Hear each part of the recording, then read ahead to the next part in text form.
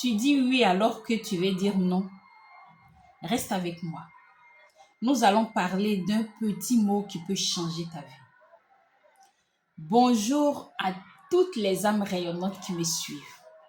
Aujourd'hui, j'aimerais qu'on parle d'un mot simple, composé de 3 lettres seulement, mais qui pour la plupart d'entre nous est terrible à prononcer. Le mot non.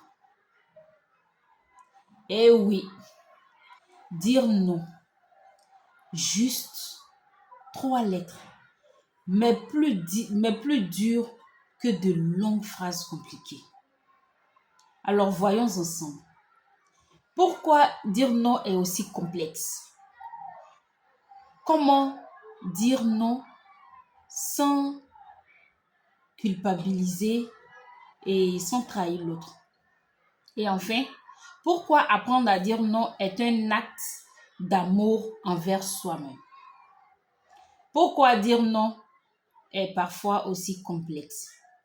C'est éprouvant parfois de dire non parce qu'on vit dans une société où se choisir passe pour de la froideur et où penser à soi est vu comme de l'égoïsme. On grandit avec l'idée qu'il faut être gentil, serviable et disponible. Alors, on finit par s'oublier. Et comme Aristote le disait, l'homme est un être politique, c'est-à-dire un être de société. Mais vouloir vivre ensemble ne signifie pas s'effacer pour les autres. Et c'est là où la culpabilité s'installe. On culpabilise de poser des limites aux autres. On culpabilise de poser des limites aux autres. On culpabilise par exemple de dire non à une demande, de dire non à une invitation ou à un simple appel. Et on commence à dire oui à tout et n'importe quoi. Oui à un service qu'on n'a pas envie de rendre. Oui à une soirée alors qu'on est épuisé. Oui à une conversation alors qu'on rêve juste de silence.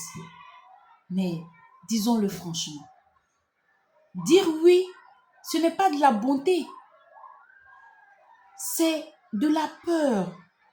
Surtout dire oui à tout et n'importe quoi. C'est loin de là. C'est de la peur de déplaire, la peur d'être mal vu et aussi la peur d'être rejeté. Dans ce cas, comment arriver à dire non sans se sentir coupable ni trahir l'autre? Retenons à ce sujet une chose essentielle. Dire non à l'autre, c'est très souvent se dire oui à soi. Alors, commence à te le répéter, chère âme rayonnante. Je dis non sans peur du jugement. Je dis non quand ça ne me convient pas. Je dis non quand je veux me reposer. Je dis non quand on me manque de respect. Je dis non quand on veut m'imposer quelque chose qui ne me ressemble pas. C'est clair. Au début, ça ne sera pas très facile, mais tu peux y aller en douceur. Avec des phrases comme « J'aurais bien aimé pouvoir venir, mais ce n'est pas possible cette fois. » Ou encore « Ce n'est pas le bon moment pour moi. » Simplement, tu n'as pas besoin de te justifier. Un non clair et bienveillant suffit. Dire non aux autres, c'est faire preuve de respect envers soi-même. C'est affirmer ses limites, pas ses limites, c'est affirmer ses besoins, son énergie et son rythme. Et quand tu vas commencer à le faire, tu vas te rendre compte que tu as plus de temps pour ce qui compte vraiment. Tu es moins stressé, tu es plus libre, plus aligné et plus toi en fait. Alors, pourquoi ne pas s'essayer à cet exercice-là? Un jour, un homme m'a dit ceci. Fatime, arrête de porter les charges des autres. Apprends-leur plutôt à être plus responsables. Sinon, leurs problèmes deviendront les tiens. Je t'assure que cette phrase, non seulement elle m'a beaucoup marqué, mais elle m'a été d'une utilité indescriptible. Alors, pour finir, je souhaiterais qu'on retienne ceci. Apprendre à dire non, c'est apprendre à se respecter, à se protéger, à se choisir. Or, plus tu te choisis, plus tu t'élèves. Je t'invite aujourd'hui à faire un exercice.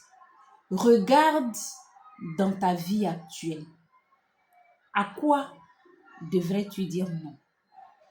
Et ose le faire. Avec douceur, bien sûr. En douceur, mais avec fermeté. Parce que chaque non que tu dis aux autres est un grand oui que tu te dis à toi-même